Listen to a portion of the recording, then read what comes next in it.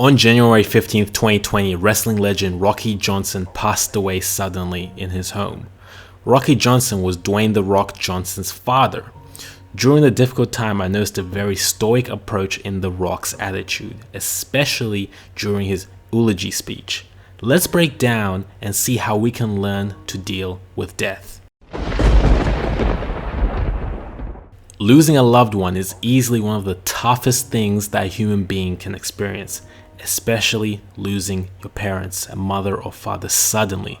Watching a loved one die slowly is painful, however, it can give us the necessary time to come to terms with their death, time to say we love them, and time to say our goodbyes. Dwayne Johnson didn't have that. I wish I had one more shot, just to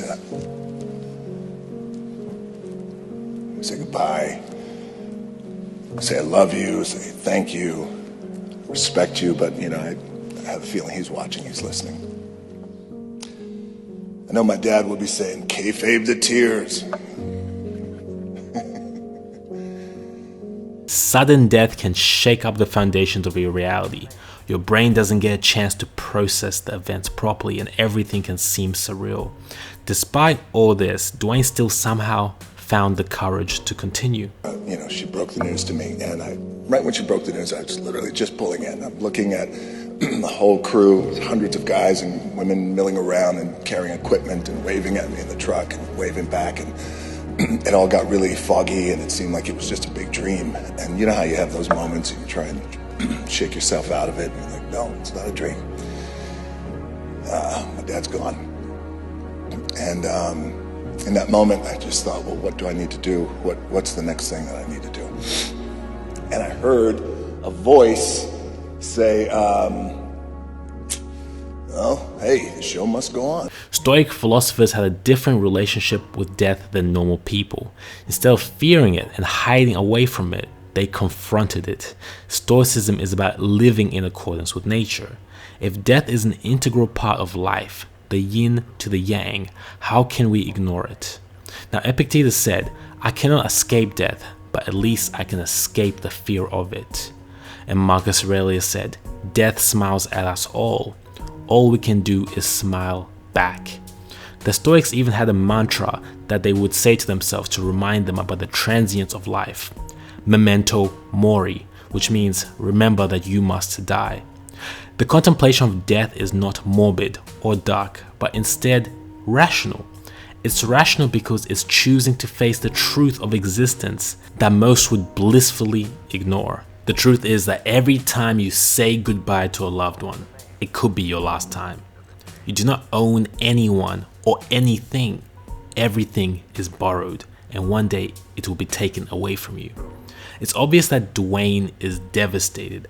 However, he manages to keep his composure whilst giving a speech. Instead of breaking down, he honors his father by celebrating his life through his confidence. He even continued business as usual, appearing on the Oprah Winfrey Show days later and still going to the gym and handling business. How many of us could do that? When faced with tragedies, we often break down and are unable to function. We need to take long periods of time off work so that we can recover. And many of us go down a downward spiral of depression, which we never return from. Emotions are human. Feeling grief for a lost loved one is very human. However, many people mistake Stoicism for coldness. They see a Stoic as being a heartless robot. This is not the case at all. Nassim Taleb says it best. Stoicism is about the domestication of emotions, not their elimination. A Stoic is someone who has learned how to master their emotions. They still feel the sadness, the grief, but they do not allow these emotions to possess them. They don't allow the emotions to cloud their judgment. You can clearly see this when looking at Dwayne Johnson. You understand that, and you've lost loved ones. We've all lost loved ones. And, it's life. Such is life. The cycle of life that it's painful, it's amazing, it's beautiful, it's heartbreaking, it's powerful, it's a kick in the gut. It can knock you down, it can knock your ass out, as it felt like it's knocked me out this week. But the blessing that I'm realizing and that we have to manage with something like this is now you rise. Today I am up for air. I'm going to go in this gym and I'm going to crush my leg workout in honor of him. And it's appropriate because he taught me how to work out. He is heartbroken. He just lost his father. But he knows that crying in his bedroom for several months would do him no good. He knows that he has a bigger role to fulfill in the world, that people are looking up to him. He understands that his energy is better used celebrating his father's death and using the situation for good. This is another characteristic trait of a Stoic, the ability to reframe any situation and make it work for you. In this way, Stoicism is similar to combat sports.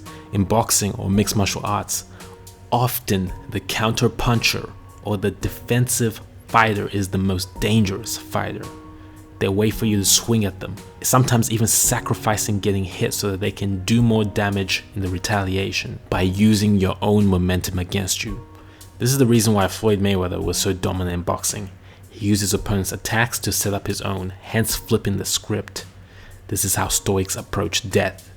Something that was once seen as dark and evil could turn out to be your greatest blessing.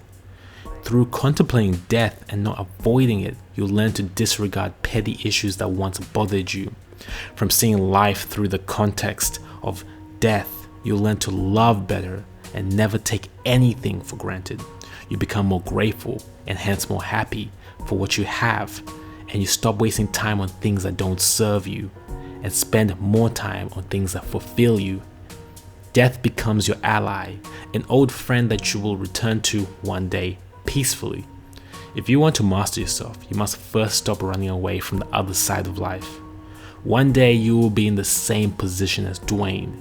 Your experience for that day all depends on how you prepare now, how you approach your life today. Learn about Stoicism and practice the philosophy. Do this and I promise you, you'll be one step closer to living and dying well.